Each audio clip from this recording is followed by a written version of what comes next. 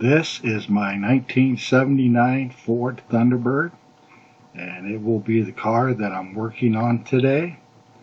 It has an old rusted out freeze plug on it and is leaking antifreeze.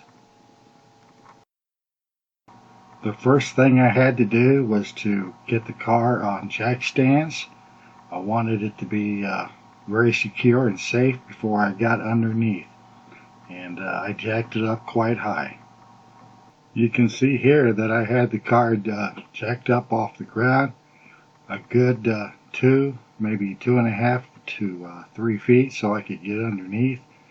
And these are 6-ton jack stands that are holding this heavy automobile up. This is a shot of the rusted out freeze plug. It's been in there about, I would say, 42 years, so it deserves to be rusted out, and the antifreeze that has built up on it over time, it's been leaking, and I wasn't even aware of it. I just kept adding antifreeze thinking that, well, maybe the car's burning the antifreeze or something, but I did find out where the leak was coming from because it got real bad. Before I could get to the worn out freeze plug, I had to remove the catalytic converter that was attached to the exhaust manifold and the rest of the exhaust system. You see it here. This shot here shows me getting the bolts off the catalytic converter. Right here I'm trying to get the catalytic converter or exhaust pipe loose from the exhaust manifold, and I was fortunate that I was able to get it loose. I was concerned I might crack the exhaust manifold in the process. It was quite a ways up into the engine. One bolt attached to the exhaust manifold came loose easily, but the other bolt was quite stubborn, and I shot some WD-40 on it to loosen it up, as you can see here, and it was successful. The WD-40 worked quite well for this little project. Both of the retaining bolts are off of the exhaust manifold, and I'm trying to drop it down to remove the catalytic converter, but it seems to be stuck pretty tight in there, and I'm having a little trouble dropping the pipe loose from the exhaust manifold. The bracket is cocked somehow, one side or the other, and it just wouldn't let go. But I managed to get it loose. This is a shot of the catalytic converter. Once I removed it, you can see the bracket that was hanging up on the exhaust manifold, but it's free, and I'm ready to go in after the freeze plug. I have this little magnetic tray that I got from Harbor Freight, and that's where I put the nuts and the bolts and things like that so I don't lose them during the course of the project, and it's a pretty nice little device. Before I removed the freeze plug from the engine block, I wanted to drain the coolant from the engine. I was having a heck of a time getting the valve open on the radiator so that I could drain the coolant, and the pliers just weren't doing the job. Actually, there's a little thumb screw at the bottom of the radiator, but and it's supposed to come loose, and you're supposed to be able to turn it with your finger and thumb, but it was on there so tight that it was impossible. So anyhow, as I mentioned, the pliers didn't work, and I moved on to a different technique.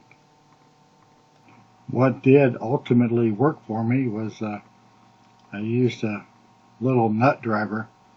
I think it was a 1/4 inch, and was tapping the drain valve with this nut driver, trying to break it loose, and as you can see, it ultimately it did come loose, and it freed itself up, and you can see the antifreeze here is starting to drip out. It's a messy, hot job, but once I got it loose, I was able to turn it with my fingers and get a pretty good flow of antifreeze going there.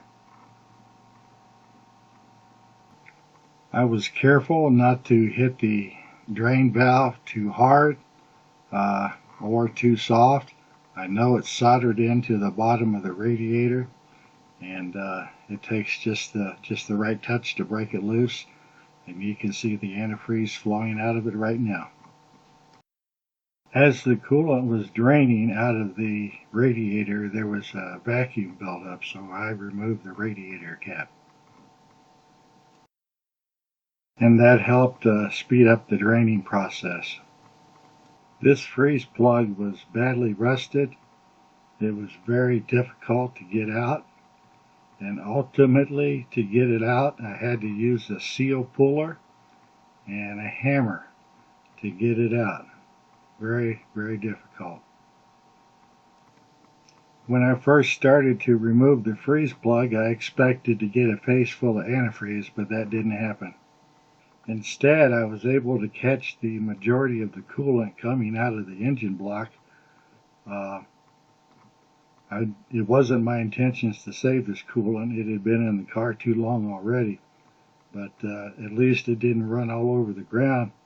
And this is what I expected to be coming out of my face, but I was on guard for it, and like I said, I was able to catch it with this tub. It worked out well. Here's some of the tools I used on this project: 9/16 open end wrench, extensions, sockets, 9/16, pliers, all different kinds of things. And my wife was helping me on this project, bringing me the tools that I requested. You can see that I'm a do-it-yourselfer. I work on homes and various other projects, and so my tools, I have different kinds of tools, some for carpentry, some for mechanics, but I keep them, a lot of them here in this tool bin here, and I just can't say enough. My wife was helping me out here, bringing me the tools I need. If I had to crawl out from underneath the car every time I needed a tool, I would have been in a lot of pain, because I'm not a spring chicken anymore, and it's hard for me to get up and down off the ground. So she really helped me out. Just can't thank her enough.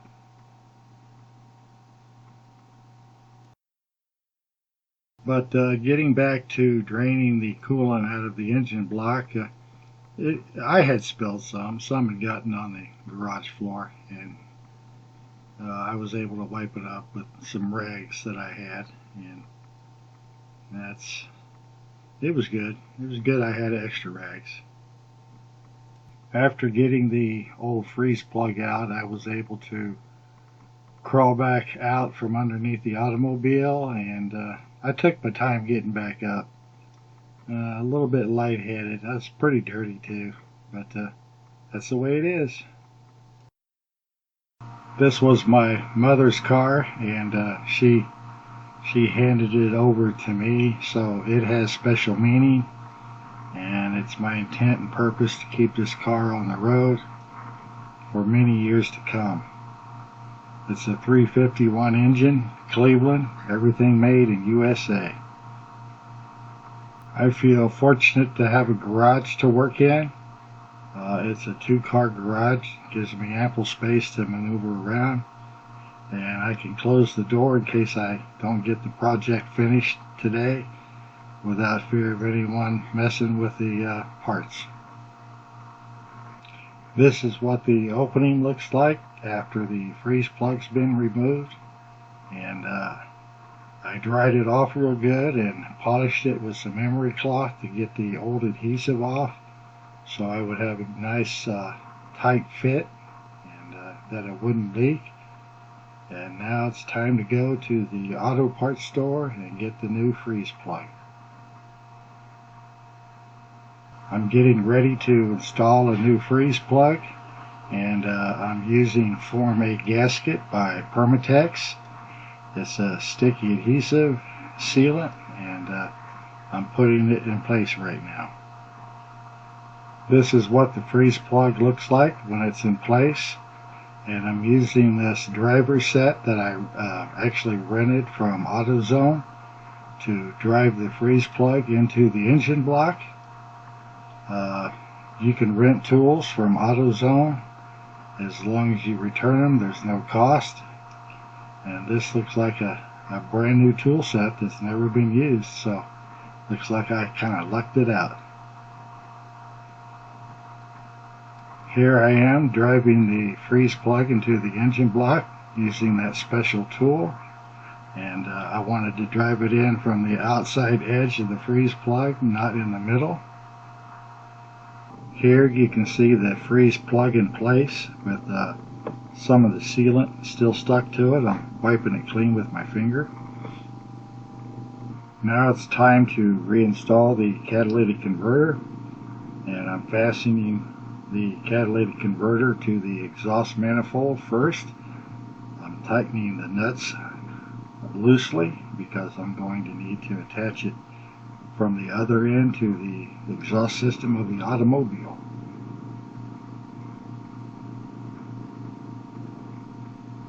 Now that I have the catalytic converter in place, I'm attaching it to the exhaust system of the automobile, and I'm putting antifreeze in the car right now, as you can see. I have pre-mixed the antifreeze into a 50-50 solution. After that, I put the radiator cap back on, closed the hood of the automobile, and took it for a test drive.